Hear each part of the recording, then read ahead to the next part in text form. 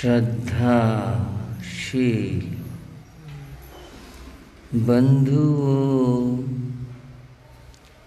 एवं श्रद्धाशील बहन, मैं आपके सामने भगवान महावीर की वाणी रख रहा है। भगवान महावीर ने बड़ी सरल और सहज भाषा में अपना उपदेश दिया था। जो उन्हें समझाना होता तो वह बड़े आसान उदाहरण के द्वारा समझाते। कभी उन्होंने बादल का उदाहरण दिया, कभी वृक्ष का दिया, कभी घड़े का दिया। इस तरह के आसान उदाहरण दिए। अब जो जिक्र चल रहा है वह है देखने का चल रहा। ये देखना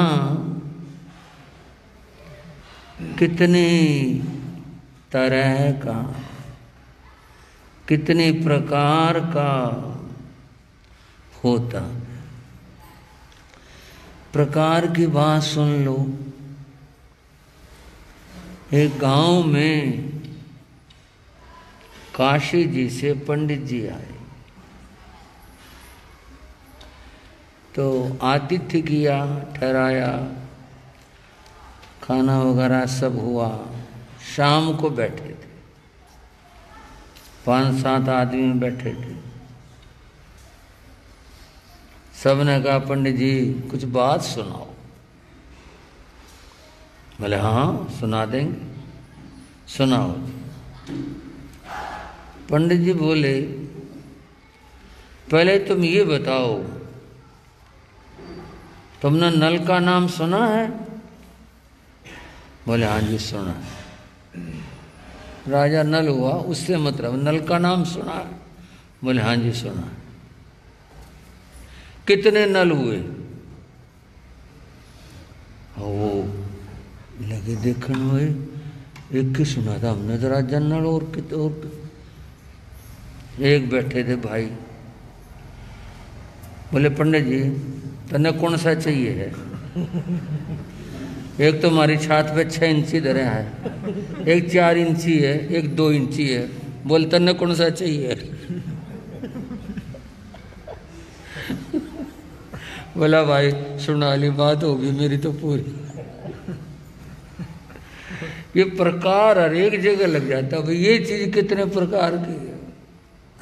देखने का जिक्र से, ये देखना कितने प्रकार का। अब देखना देख की तरह देखें और क्या बात है, पर राज है इसमें। मैं प्रकार की बात बताता हूं बड़ी। किसी ने कहा चलो मगर थको नहीं। चलना तो है लेकिन हार गए, थक गए, गोडे पकड़ के बैठ गए, वो चलना किसी काम का नहीं। चलो मगर थको नहीं, खाओ मगर छको नहीं। वह बहुत खा लिया। आज तो क्या बताएं, बस नू थार या चटनी थी, रवा थी, बयास तो वह बहुत खाया। बोले ये गलत है। खाना तो दोनों है, 2 प्रकार का होगा। खाओ पर उतना खाओ आदमी यूं ना कहे बयास तो यूं हो गया। खाओ मगर छको नहीं। बोलो, बोलने में कोई पाबंदी नहीं, बोलो मगर बको नहीं। एक बकवाद करना होता है, एक बोलना होता है ना, बड़ा फर्क। ये प्रकार हैं ये बोलने के।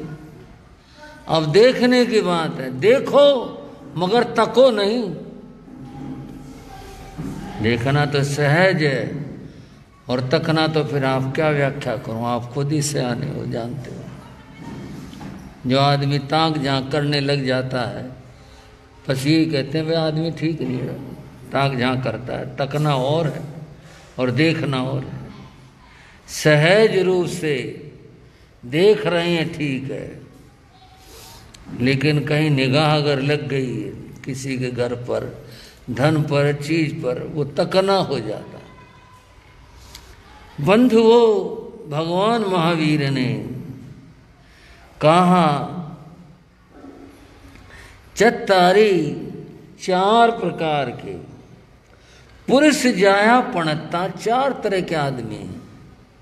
तन जहां, अब उनके सबके देखने के अपने अपने तरीके। एक अपने दोष देखता है, दूसरे के नहीं देखता, हमें क्या मतलब। एक अपना तो खबर नहीं, दूसरे के दोष गिनता रहता है, एक वो भी आदमी है। एक अपने भी दोष देखता है, दूसरे के भी देखता है। एक को न अपना पता न दूसरे का पता, अलग अलग तरह की बात हो गई। बंधुओं, हम देखते हैं आंखों से, हाँ जी, आंखों से देखते हैं। और ये आंखें हमारी 2 तरह की होती। एक है चर्म चक्षु, चमड़े की आंखें, बाहर की आंखें। एक है अंतर्नेत्र, भीतर की आंखें। भीतर की आंखें ज्ञान की आंखें, बाहर की चमड़े की आंखें ये इनका काम सिर्फ देखना है, ज्ञान से इनका मतलब नहीं होता। बंधुओं, आज मैं थोड़ी सी आपको इस देखने की बात और समझाऊंगा। पहले आंखों की बात करते हैं। ये जो आंखें हैं, अगर ये ठीक है हमारी, बहुत अच्छी बात है, फिर तो कोई समस्या नहीं। पर कई बार कई व्यक्तियों को आंखों में कोई दिक्कत हो जाती है, और वो दिक्कत कितने प्रकार की होती है ये समझने की बात है। अब जो भाई चश्मा लगाते हैं, मैंने भी लगा रखा है, वो इस बात को अच्छी तरह समझेंगे कि वे एक किसी की निगाह अगर कमजोर हो जाए, एक तो वो होते उसको दूर का कम दिखाई देता है, ठीक है ना बात। किसी की निगाह कमजोर होगी, उसको नजदीक का कम दिखाई देता है, दूर का सही दिखाई देता है, नजदीक का भी और दूर का। एक आदमी चश्मे वाले के पास गया दुकान पे, बोला जी पढ़ने का चश्मा दे दो। बोला बैठो। उसने फ्रेम लगा दिया, शीशे लगाए, बोला देख पढ़। बोले पढ़ा जा रहा, बोला ना जी। बोले पढ़ा जा रहा, बोला ना जी। उसने और बदला, बोले पढ़ा जा रहा, ना जी। बड़े से बड़ा चश्मा लगा दिया, मोटे से मोटे, बोले पढ़ा जा रहा, बोला ना जी। वो बोला तेरे को पढ़ना भी आवा कि नहीं आवा? बोले पढ़ना आता तो मैं तेरे पास आता है कोई चश्मा लेने, आया इसलिए हूँ, पढ़ना नहीं आता, मैं चश्मा लगा दे पढ़ना आ जाए। एक दृष्टि का दोष है जिसमें दूर का तो ठीक दिखाई देता है, पास का कम दिखता है, उसका चश्मा लग जाता है। किसी को पास का ठीक दिखता, दूर का ठीक नहीं दिखता, उसका चश्मा लग जाता है। किसी के दोनों की कमजोरी आ जाती है, दूर की और नजदीक की भी, उसका डॉक्टर दोनों का ही लगा देता है, आधा नीचे का, आधा ऊपर का, दूर का, आधा नजदीक का। ये आँखों की कुछ बीमारी है। अब अपन तो कोई डॉक्टर नहीं आँखों के, बात तो मैंने धर्म की बतानी है ना, उधर चल रहे हैं। एक और आँखों की कमी होती है, पता नहीं आपको पता कि नहीं पता। कभी कभी आँखों में ऐसा दोष हो जाता है, एक के दो दिखाई देने लग जाती है। ये है, आप कभी डॉक्टर से पूछ के देखना, ये होती है, एक बीमारी होती है, उसमें एक चीज के दो दिखनी शुरू हो जाती है, आंखों की बीमारी है। और भी तरह तरह की बीमारी होती है आंखों की। बंधुओं, जिसको दूर का दिखाई कम देता है, नजदीक का दिखाई देता है, इसका मतलब है नजदीक वो अपने को तो देख लेता है, दूर का नहीं दिखता उसे। कई अर्थ हैं इसके। अपना तो पेट भरा, दूसरे का नहीं भरा, उसका नहीं पता उसने, दूर का दिखता ही नहीं उसे, और तो दिखाई नहीं देता उसको। हाँ, अपना अपना दिखाई देता। यह आदमी की स्वार्थ भावना है। वह अपना तो नजदीक का तो दिखाई दिया, पर दूसरा और दूर का नहीं दिखाई दिया। भाई खाना उसने भी खाना है, बात उसकी भी है, जरूरत उसकी भी है, ये देखने की कमी। कई आदमी ऐसे होते हैं जो परोपकारी होते हैं, दूसरों के लिए देखते हैं, अपनी परवाह नहीं करते। कई ऐसे होते हैं अपने परिवार की परवाह नहीं करते, औरों के कार्यों में लगे रहते हैं। ऐसे भी लोग होते हैं। बंधुओं, कईयों को ना अपनी परवाह न औरों की परवाह, ऐसे भी लोग होते हैं। एक का दो दिखाई देना, उसका भी एक अर्थ है। और वो अर्थ क्या है? कहीं कोई एक कमी हो, दो दिखाई देंगी इसको दूसरे की। एक कमी की जगह है दो कमी दिखाई देंगी उस आदमी को। ये सारे इन चर्म चक्षु चमड़े की आंखों के दोष हैं भाई। अब मैं भीतर की थोड़ी बात करता हूं।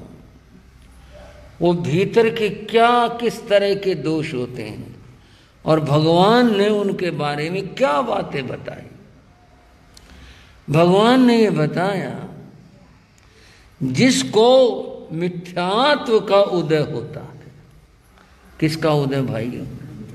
मुश्किल सा शब्द है, अज्ञान समझ लो आप। उसका उदय होता है, यानी जो मिथ्यात्व होता है, उसको अच्छी बात भी बुरी दिखाई देती है, और जो बुरी बात है वो उसको ठीक लगती है। ये ठीक है, ये मिथ्यात्व की बात है। और जिसको सम्यक धर्म ज्ञान जिसके भीतर में प्रकट होता है, उसको अच्छा दिखाई देने लगता है। और भगवान ने फरमाया अपनी वाणी में, जे मैं कह तो रहा हूं, मेरे को अंदर में यूं भी लगता है मैंने मुश्किल बात शुरू कर ली, पर मैं आसान करके बता रहा हूं। ज्ञान की बात है, समझने की बात है। कथा कहानी तो हम बहुत सुना लेंगे, पर ज्ञान की बात को समझो, जो तत्व की बात है, जिसके हमारा संबंध कल्याण से जुड़ा हुआ है। भगवान ने बताया, जे आसवा ते परिसवा, जे परिसवा ते आसवा। अगर अपनी सोच अपनी दृष्टि ठीक हो, अपनी दृष्टि, तो उसको बुराई में भी अच्छाई दिखाई देगी। और अपनी सोच और अपनी दृष्टि ठीक नहीं है, उसको अच्छाई में भी बुराई दिखाई देगी। एक बात आपने बड़ी प्रसिद्ध है, थोड़ी सी बता रहा हूं जानकारी में। गुरु द्रोणाचार्य ने राजकुमारों की परीक्षा ली थी। उनके पास कौरव पांडव ये सारे इकट्ठे पढ़ते थे, बच्चे थे, पढ़ते थे। थोड़े पढ़ गए, कुछ बड़े हो गए, तो गुरु की निगाह ये रहती थी, कभी इनमें आगे चल करके कौन कैसा निकलेगा। और राज का मामला, हस्तिनापुर का राज है, तो कैसे निकलेगा। निगाह ये जाती कि कौरवों में तो सबसे बड़ा दुर्योधन है, पांडवों में सबसे बड़ा युधिष्ठिर है। राजा इन दो में से बनेंगे, या तो ये बनेगा या ये बनेगा, बाकी तो सारे छोटे। देखें इनकी प्रकृति, इनकी आदत, इनका स्वभाव क्या है। गुरु द्रोणाचार्य ने उन दोनों को बुलाया और कहा, भाई एक काम, जैसे प्रैक्टिकल अध्यापक करवाते हैं, एक ऐसा प्रैक्टिकल करना है। बोलो जी। बोले बात ऐसी है, हस्तिनापुर को कल ने तुमने चलाना है, राज करना है, तो मैं देखना चाहता हूं कि तुम्हारी योग्यता कैसी है। उसने कहा, तुम दोनों, तू भी और तू भी, यानी दुर्योधन भी युधिष्ठिर भी, अलग अलग जाना और ये पता करना है, देखना है। जैसे घर घर बिजली वाले जाते हैं ना, बोर्ड वाले, और बोले सारे जगह गली गली जाना। इस हस्तिनापुर में अच्छे आदमी कितने हैं और बुरे आदमी कितने हैं, इसकी सूची बनानी है। जाना अलग अलग, तू अपना काम करना, तू अपना काम करना। ये सूची बनाना, अच्छे कितने हैं और बुरे कितने हैं। अब गुरु की आज्ञा हो गई, चलो। दोनों अलग अलग चल दिए। दोनों के पास कॉपी थी, पेंसिल थी, घूमे फिरे गए इधर उधर। दोनों ने अपना जो काम था जैसे भी किया। शाम को आकर के दोनों ने गुरु को अपनी रिपोर्ट दी। दुर्योधन ने तो ये लिखा अपने रिपोर्ट में, कॉपी कोरी थी, और लिखा क्या, अपना नाम। और कहाँ लिखा, अच्छों में। बोले जी मैं तो ये देख लिया, मेरे सिवाय बाकी सारे जितने लोग हैं सब बेईमान, झूठे, ठग, सब ऐसे हैं, सब गलत आदमी। बस ये लाइन लिख दी, ऊपर अपना नाम लिख दिया, अच्छों में। बस युधिष्ठिर की बारी आई, उसकी कॉपी देखी, कॉपी वो भी कोरी थी। गुरु ने कहा, अच्छा। खोली, देखा, बुरों में एक नाम था युधिष्ठिर, बाकी सारी खाली। उसने भी एक लाइन लिख रखी थी, मेरी निगाह में तो सब लोग सज्जन, नेक, भले, अच्छे बसते हैं यहाँ। मैंने तो ये देखा, मेरे अंदर बहुत बुराई है, मेरे जैसा कौन बुरा होगा। मैं तो अपना नाम लिखा। एक ने अपना नाम रखा अच्छों में, एक ने रखा बुरों में। अब ये दोनों की सोच थी अपनी। एक को तो सारे नगर में सब जगह सर्वत्र बुराई दिखाई दी, दोष दिखाई दिए। एक दृष्टि ऐसी, आपने श्री कृष्ण महाराज की बात सुनी होगी कि एक बार पांडव और श्री कृष्ण घूमने जा रहे थे। सुबह का समय था, सैर के लिए निकले थे। रास्ते में एक कुत्ता मरा हुआ पड़ा था, देर हो गई थी, सड़ा हुआ था। उधर चले गए और उससे बड़ी बदबू आई, बड़ी घृणा आई। सब ने अपनी नाक पर कपड़ा रखा और भौं ऐसी बनाई और बड़े निंदा करते निकले। ओहो कितने बदबू, कितने बदबू। निकल गए। कृष्ण ने कुछ नहीं कहा, भाई था तो था, अब यूं कहने से तो कुछ होने से रहा। जब और तो सारे बोले, कृष्ण नहीं बोले। कुछ कदम आगे निकल गए, बदबू से दूर चले गए। तब किसी ने पूछा, महाराज आप नहीं बोले कुछ, कितनी बदबू आ रही थी। कृष्ण ने कहा, भाई ठीक है, पर एक बात तो थी। उन्होंने पूछा, जी क्या बात थी? बोले, भाई इसका मुंह खुला हुआ था ना, इसके दांत बड़े साफ थे। बड़ौदे वालों, भाइयों, बहनों, कृष्ण ने क्या कहा?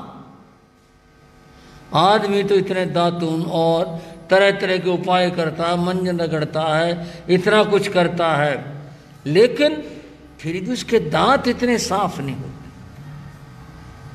और इसके देखो ये कैसा था, जो कुछ तुम बता रहे हो तो था ही था, लेकिन इसके दांत वो बड़े साफ थे।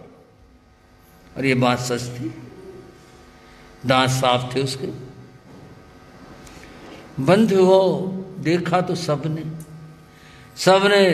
यही देखा, वे बदबू है, गंदा है, जो कुछ है, निंदा भी करी, कुछ करा, लेकिन कृष्ण के जो निगाह थी, दृष्टि थी, वो कहां पर गई? बोलो थोड़ा बहुत, गुण पे गई ना, कि इस बुराई में भी ये अच्छाई थी, इस गंदगी में भी ये अच्छाई थी। देखो उसके दांत साफ थे, ये उन्होंने देखा। इसका नाम गुण दृष्टि है, जो बुराई में से भी अच्छाई ग्रहण कर ले, ये गुण दृष्टि। और एक वो दृष्टि है जो बुराई बुराई देखता रहता, जहां देखो वहां बुराई देखता रहता। अपनी दृष्टि और अपनी सोच ऐसी बनाओ गुण वाली। यहाँ गांव में तो आपने शायद नहीं देखा होगा, शहरों में सवेरे सवेरे ये कागज इकट्ठे करने वाले, प्लास्टिक इकट्ठे करने वाले, ऐसे बहुत लोग जो गरीब होते हैं बेचारे, कागज बीनने वाले, ये निकल पड़ते हैं। और जिसको कूड़ा समझ करके लोग फेंकते हैं बाहर, वो सारा बटोर लाते हैं। कागज वाले कागज ले गए, प्लास्टिक वाले प्लास्टिक ले गए, सारे इस तरह से होता। उस कूड़े में से वो अपनी रोटी निकालते हैं, अपने काम चलाते हैं एक दिन। पर मैं बात कुछ और बता रहा हूं। इन सवेरे ये जो इस तरह से कूड़ा चुगने वाले होते हैं, इनमें कई बार देखा, वो कई लोग होते हैं, उनके पास एक डंडा सा होता है, डंडे की रस्सी होती है और रस्सी पकड़े रहते हैं, और वो ऐसे उसको फिराते से रहते हैं। पहले तो हमें भी नहीं पता था, फिर बाद में पता चला उनके डंडे के आगे चुंबक लगी होती है। क्या होती है? चुंबक होती है। चुंबक की विशेषता है, कहीं भी लोहे का कण हो, कील हो, कांटा हो, कोई तार हो, कोई लोहे की चीज हो, कुछ हो, वो उसको अपने ओर आकर्षित कर लेता। चुंबक वो सारे को उसको ऐसे फिराते हुए जाते हैं। कूड़ा का जहाँ ढेर हो उससे फिराया, जो कोई लोहे का टुकड़ा, कोई कील, कोई कांटा, कोई चीज अगर उसमें है तो वो चुंबक से चिपक जाती है और वो फिर उसे उतार लेते हैं और यूं लोहा इकट्ठा करते हैं। बंधुओं, सोचने की बात यूं है कि उस कूड़े में, ढेर में पत्थर के टुकड़े भी होते हैं, छोटे बड़े, कंकड़ भी होते हैं, लकड़ी के टुकड़े भी होते हैं, प्लास्टिक भी होता है, कागज भी होता है, कुछ और होता है। उस चुंबक को किसी से कोई मतलब नहीं, भाई यहां क्या पड़ा हुआ है, उससे कोई मतलब नहीं। उसका मतलब किससे है? लोहे के टुकड़े से मतलब। उसने तो अपना काम करना है, और वो क्या करना, बस कहीं भी कोई कण मिल जाए, लिया उसको, देख जहां भी उसके पकड़ में आया, आकर्षित किया और अपने से चिपका लिया। ये दृष्टि अगर आदमी की बन जाए, यानी हमारी बन जाए, कहीं भी जाएं तो वहां अगर गुण लेने की आदत हमारी बन जाए, आप तो बहुत सियाणे समझदार श्रावक हो, यूँ ना सोचना कि महाराज आपको मैं कुछ कह रहा हूँ। सामूहिक बात है सबकी। आदमी में अगर ये आदत आ जाए कि वे कहीं भी गुण की बात सुनने में मिले, देखने में मिले, कहीं भी उसी को ग्रहण कर ले, तो जीवन गुणों का खजाना बन जाए। और बंधुओं, जहाँ बुराई देखने की आदत हो तो फिर बुराइयों का ढेर लगेगा जीवन के अंदर। बनना कैसा है हमारे को? गुण ग्राहक बनना है, गुण देखने वाला बनना है। जहां भी कहीं पर गुण दिखाई दे उसी को ग्रहण कर लो। अगर हमने अपना जीवन गुणों का खजाना बनाना है, जहाँ गुण होंगे वहाँ जीवन उत्तम श्रेष्ठ महान वो बनेगा ही बनेगा। और जहाँ पर गुण नहीं होंगे तो वहाँ तो फिर अवगुणों को बीनते फिरे। अवगुणों को अगर हम बीनते रहेंगे तो फिर जीवन दूषित हो जाएगा। इस देखने की शक्ति को दृष्टि भी कहते हैं। क्या कहते हैं भाइयों?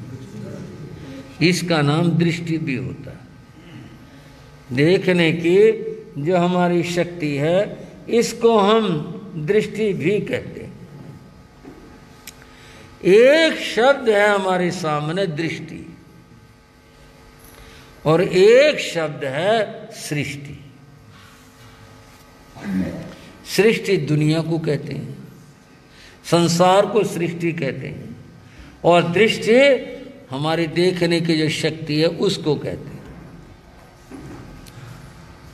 कोई आदमी ये चाहे ना कि मैं सृष्टि को दुनिया को बदल दूं, तो कोई बदल नहीं सकता। किसी में इतनी ताकत नहीं। पर अगर अपनी दृष्टि बदल जाए, अपनी सोच बदल जाए, तो भाइयों सृष्टि बदल जाती है, दुनिया बदल जाती है। केवल देखने का फर्क है। अगर देखने का तरीका हमारा सही हो जाए तो हमारे को फिर बुराई दिखाई नहीं देंगे, हमारे को तो फिर अच्छाई ही दिखाई देंगी, बुराइयां दिखाई नहीं देंगी। दृष्टि बदलने का अर्थ है सृष्टि को बदलना। और कोई आदमी अपनी दृष्टि तो दूषित रखे और वो ये चाहे सृष्टि बदल जाए, सृष्टि को बदल दो, सृष्टि दुनिया कभी बदल नहीं सकती। देखने में कितना फर्क होता है, कितना अंतर होता है सोचने के अंदर। कहीं पर एक्सीडेंट हो गया। एक्सीडेंट क्या हुआ? एक साइकिल कार का एक्सीडेंट हो गया। कहाँ कार कहाँ साइकिल। वो साइकिल मुड़ी तुड़ी पड़ी थी सड़क पर, कार भी खड़ी थी। जो कार वाला था तो भाग गया। साइकिल वाले को पता नहीं कितनी चोट आई, क्या हुआ, लोग उसको ले गए क्या, वो भी वहां नहीं था। सिर्फ गाड़ी खड़ी थी और साइकिल पड़ा था। जो भी कोई गुजरता हुआ खड़ा जाओ, हो बड़ा बुरा काम हुआ भाई। तो इकट्ठे हो गए आदमी, 20, 30, 50 आदमी हो गए। बहुत बड़ा काम हुआ भाई। एक आदमी बोला, इन कार वालों ने तो पता नहीं क्या सोच रखा, अंधे होकर चलाते हैं। आदमी तो इनके कीड़े मकोड़े जैसे बना दिए, देखते ही नहीं। कार क्या मिल गई, हद होगी।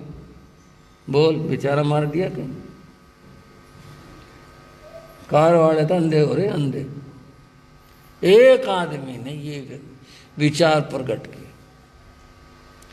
अब दृष्टि की बताता हूं। दूसरा बोला, भाई साहब बात तो आपकी कुछ ठीक भी है, बाकी कम ये साइकिल वाले भी नहीं है, बड़ौदे वालों कम है, ये साइकिल वाले भी नहीं है। सड़क क्या अपने बाप की समझ रखी है, ना न्यू देखे दाएं देखे ना बाएं देखे, चाहे जहां घुस जाएंगे, चाहे जहां से निकाल लेंगे, चाहे जैसे पार करने लगेंगे, मुखोल है ये कुछ, कार वाला क्या करेगा, आ गया रॉन्ग साइड से, एक्सीडेंट तो होगा ही होगा। इन्होंने भी हद कर रखी है। बताओ जी भाइयों, अब वो कार भी खड़ी है, साइकिल भी पड़ा है, देखने वाले देख रहे हैं, लेकिन उसके प्रति सोच अलग अलग होगी ना। एक सोच तो क्या है कि कार वाले दोषी हैं, और एक सोच क्या है, साइकिल वाले भी दोषी हैं। दोनों के सोच में अंतर है। ये जो सोच है ना, यही दृष्टि है। एक की दृष्टि ऐसी है, एक की दृष्टि ऐसी है, और जिसकी दृष्टि जैसी है सृष्टि वही है।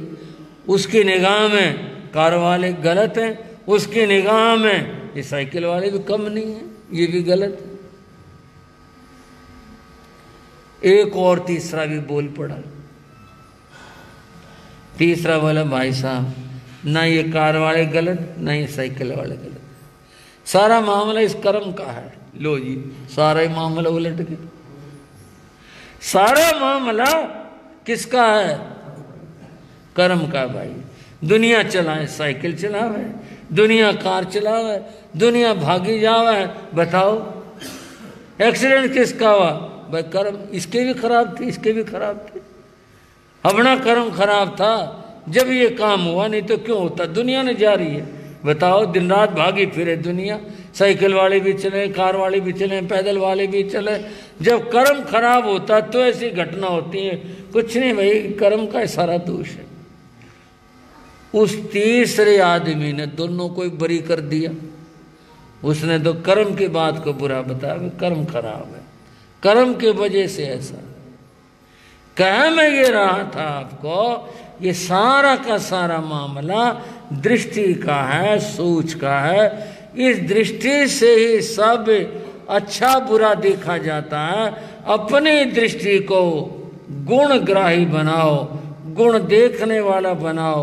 अपनी दृष्टि को कभी भी दोषदर्शी मत बनाओ, बुरा देखने वाला मत बनाओ, अच्छाई और गुण देखने वाले बनो। तुम्हारे को हर जगह, हर कदम के ऊपर गुण मिलेंगे, अच्छाई मिलेंगी, अगर हमारी दृष्टि ठीक। पूज्य गुरु महाराज योगीराज जी महाराज, उनकी सुनाई हुई एक कहानी दृष्टि की बताता हूं, सोच और दृष्टि की बात बताता हूं। कहीं पर किसी जंगल में कोई महात्मा तपस्या करता था। जंगल में रहता, तपस्या करता। आते जाते लोग कई माथा टेक जाते, कई निकल जाते सब। एक दिन एक युवक घोड़े पर बैठा हुआ, जमाना घोड़े का था, आज का होता तो कहते हुए मोटरसाइकिल पर था, घोड़े पर बैठा हुआ जा रहा था। उसका वहां से निकलना हुआ। उसने महात्मा को देखा, बोले भाई जंगल में महात्मा बैठा, कोई कुटी भी नहीं, कुछ नहीं, पेड़ के नीचे बैठा है, कोई ना कोई बात तो होगी, यानी इसकी तपस्या में कोई तो विशेषता होगी। अकेला जंगल में यहाँ बैठा है, कोई सुख नहीं, साधन नहीं, कुछ नहीं। वो घोड़े से नीचे उतरा और महात्मा के पास गया, प्रणाम किया। महात्मा ने उस समय ध्यान में थे, फिर अपना ध्यान खोला, आशीर्वाद दिया। उस घोड़े वाले ने, यानी उस युवक ने महात्मा से पूछा, महाराज यहाँ इस तरह से जंगल में अकेले किस तरह से, कैसे गुजारा होता है? बोले भाई ठीक है, बढ़िया है, कोई बात नहीं। और दो चार सवाल पूछे, महात्मा ने उत्तर दे दिया। उसको, युवक को वो बातें छू गई। उसने कहा भाई परमात्मा को पाने का तो रास्ता यहीं से है। मन में इतना वैराग जागा, कि वो घर वापस गया ही नहीं। उसने अपना घोड़ा खोल दिया, छोड़ दिया और स्वयं ने महात्मा के चरणों में अपने को समर्पित कर दिया। बोले जी मुझे संन्यास दे दो। बहुत सारी बातें हुई, अंत में युवक ने संन्यास ले लिया, चेला बन गया। चेला बन करके गुरु के पास रहता, ज्ञान सीखता, तपस्या करता। 12 साल हो गए। चेले ने भी बहुत कुछ पा लिया, गुरु की सेवा करके बहुत कुछ प्राप्त कर लिया। गुरु ने देखा भी अब चेला योग्य हो गया, ज्ञान आ गया, अब ये अपना तो कल्याण कर ही रहा है, ये दूसरे का भी कल्याण कर सकता है। अब इसमें ये बात आ गई। गुरु ने कहा शिष्य बात सुनो, देखो नौका जो होती है वो खूंटे बांधने के लिए नहीं होती। अगर खूंटे से बंधी रहेगी न वो तो खुद पार होगी और न वो दूसरे को पार करेगी। अगर चेला गुरु से मोह में बंधा रहा तो औरों का उद्धार कैसे होगा। मैं आज रस्सी खोल रहा हूं, आशीर्वाद दे रहा हूं, जाओ घूमो फिरो, गांव गांव जाओ, लोगों को उपदेश दो, खुद अपने धर्म नियम का पालन करो, लोगों को रास्ता दिखाओ, जाओ भला करो। अब गुरु की आज्ञा होगी कि जाओ। शिष्य ने कहा जी जैसे आपकी आज्ञा हो। बोले ठीक है, जाओ मेरी आज्ञा। शिष्य ने गुरु को प्रणाम किया और चलने लगा। गुरु बोले लो एक चीज लेते जाओ। बोले जी करो कृपा। गुरु ने थैले वहां डाला और डाल करके उस थैले में से एक चश्मा निकाला। क्या निकाला भाई? चश्मा निकाला। बोला लो ये चश्मा ले जाओ। शिष्य ने हाथ जोड़े, बोले गुरुदेव जैसी आज्ञा, पर चश्मे की तो मेरे को जरूरत है नहीं, मेरी तो आंखें ठीक है। बोले हाँ ये चश्मा खास है, विशेष है, ये ले जाओ। बोले जी कैसे? बोले इसकी विशेषता ये है, जैसे तुम जाओगे, अगर कोई ऐसी जगह आ जाए, कोई घड़ी आ जाए, ऐसा वक्त आ जाए, तुम्हें कहीं भिक्षा ना मिले और तुम मजबूर हो जाओ, भी भूख तो भूख होती है, उस समय इस चश्मे को पहन लेना। और इस चश्मे की ये विशेषता है, तुम्हें पता नहीं क्या क्या दिखाई देगा। चश्मे में से जो कोई तुझे आदमी दिखाई दे, उसके आगे अपना पात्र कर देना, तुम्हें भिक्षा मिल जाएगी। और अगर आदमी ना दिखाई दे तो उससे मांगना मत। ठीक है गुरु महाराज। उसने चश्मा ले लिया, शिष्य चल पड़ा। गांव गांव गया। संत का सब जगह आदर होता है, सब जगह सत्कार होता, कोई कमी नहीं आई। भिक्षा मिलती रही, ठहरने को जगह मिलती रही, उपदेश भी उसने देने शुरू करे, सब जगह सत्संग लगाए, फिरता रहा, घूमता रहा। इस तरह वो बहुत दूर निकल गया, किसी ऐसे इलाके में निकल गया जहां लोग साधु का आदर सत्कार कम करते थे। वो एक नगर था, वो नगर में गया, जहां भी भिक्षा के लिए जाए तो कोई ना दे। एक घर गया, वहां अच्छा भला एक आदमी कुर्सी पर बैठा हुआ था, उसकी तरफ ऐसे गुस्से में झपट के पड़ा जैसे कुत्ता एकदम नए आदमी के ऊपर आता है। साधु तो बाहर आ गया, बड़ा बड़ा गुस्से वाला आदमी मेरा। कहीं कोई आदमी उसको ऐसे काटने को आए, कोई और गुस्सा करे, यानी सारे नगर में वो घूमा, उससे नहीं, एक जगह तो कहीं मिले। उसको याद आया गुरु ने चश्मा दिया था, आज मौका है, वो चश्मा आजमाना चाहिए। उसने झोले से चश्मा निकाला, चश्मा पहना। चश्मा पहनते एक बार तो डर गया। उसने देखा क्या कि जितने भी आदमी सड़क पर आ रहे थे, जा रहे थे, दुकानों पर बैठे थे, वो थे तो आदमी, पर सबके गर्दन बदली हुई थी। किसी की जगह कुत्ते की लगी थी, किसी की जगह शेर की लगी थी, कहीं पर सांप की लगी थी, कहीं पर और जानवर की लगी थी। उसने डर के चश्मा उतारा, सारे आदमी ठीक दिखाई दिए। बोले भाई ये क्या बात हुई? उसने फिर वो चश्मा लगाया, फिर ऐसे आदमी दिखाई दिए। हम चले गए चंडीगढ़। चंडीगढ़ में एक रॉक गार्डन है, आपने भी देखा होगा।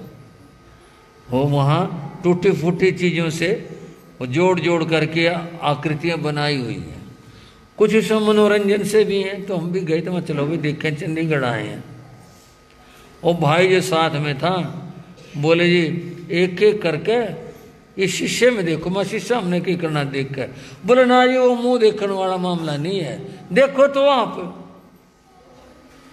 उस शीशे में झांका एक ने, मैं अपनी बात बताऊं, मेरा इतना बड़ा सिर दिखाई दे। मैं ये क्या हुआ भाई, इतना बड़ा, बाकी सारा शरीर फिट जैसा।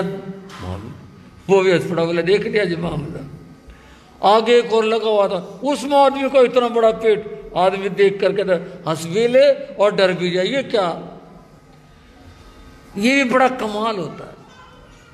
वो जो चश्मा लगाए उसको तरह तरह के आदमी दिखे, कोई शेर, कोई कुत्ता, कोई सांप, कोई कुछ। चश्मा उतार दे, सही सारे ठीक ठाक आदमी। बोले भाई आदमी जो चाहिए वो तो एक भी नहीं यहां। चलो वो घूमता फिरता रहा, देखता रहा तमाशा दुनिया का। एक सड़क से जा रहा था उसने देखा सड़क के किनारे के ऊपर एक मोची बैठा हुआ है और वो जूते संवार रहा था।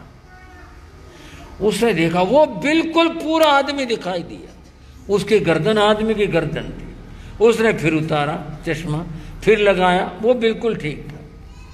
बोले भी इसका मतलब ये हुआ कि ये और लोगों के गर्दनें अलग अलग हैं, ये सही आदमी है।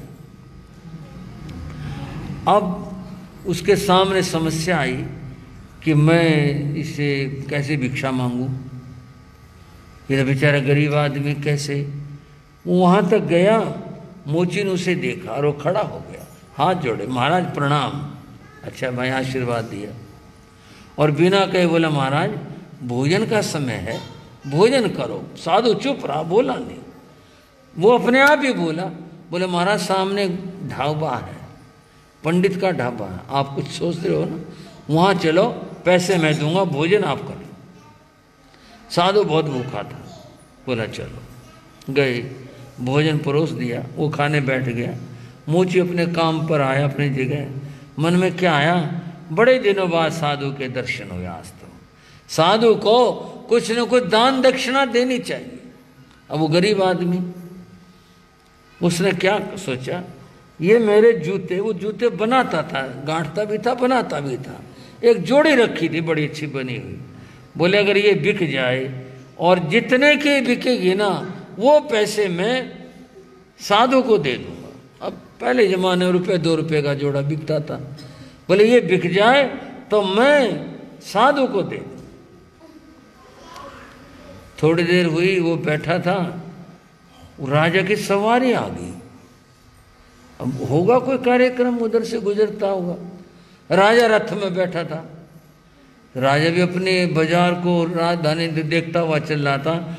उसकी निगाह मोची पर गई, मोची के जोड़े पर जो बना हुआ रखा था उस पर गई। राजा को लगा अच्छा आदमी इतनी अच्छी बना लेता जोड़ी। अपने सेवक से कहा जरा बुलाना भाई इसको। मोची को बुला, एकदम से डर सा गया, हाथ जोड़ा, महाराज बोले जूते तुमने बनाए हैं? बोले हाँ जी। जरा दिखाना। उठा के लाया जोड़ा। बहुत अच्छा बनाते हो भाई। बोलो क्या लोगे? हम पहनेंगे इसको। बोला जी इससे मेरा बड़ा सौभाग्य क्या होगा, मेरी चीज और हजूर पहन ले। राजा ने डाल कर देखी, फिर टाई जूते। बोले बोलो भाई क्या लोगे? बोले महाराज मैं तो आपका सेवक हूं, आपसे क्या लेना है। उसकी नरमाई पर राजा और भी खुश हुआ। भाई देखो कितना निर्लोभी आदमी, जरा भी नहीं कहा भाई, नहीं तो आदमी राजा खरीदेगा 10 रुपये दे दो जी, 100 रुपये दे दो जी, पता नहीं क्या क्या कहता ये, कहता नहीं। राजा इतना खुश हुआ, बोला सेवक को इसको 1 लाख रुपए इनाम दो। इतना बड़ा इनाम।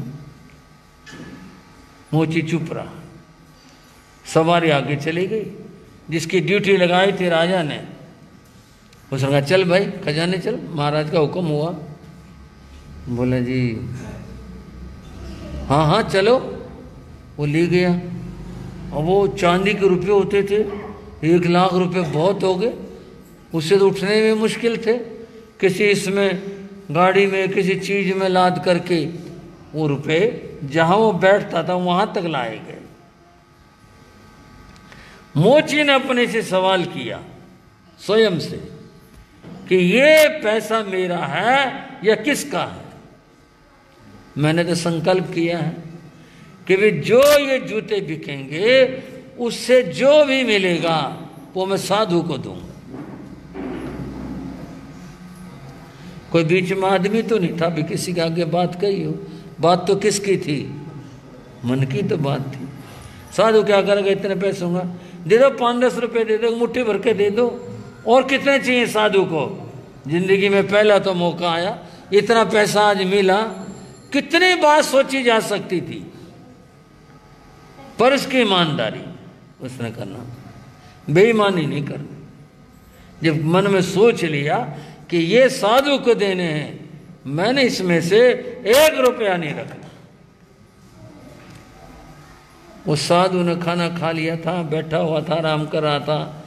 वो मोची गया, महाराज जरा बाहर तक आ जाओ। बोले हाँ बोलो क्या काम है? बोले जी कुछ दक्षिणा देनी है। बोले रहने दो। बोले नहीं कुछ तो ले लो। बोले आओ। बोले जी ये रुपयों की गाड़ी है, ये ले जाओ।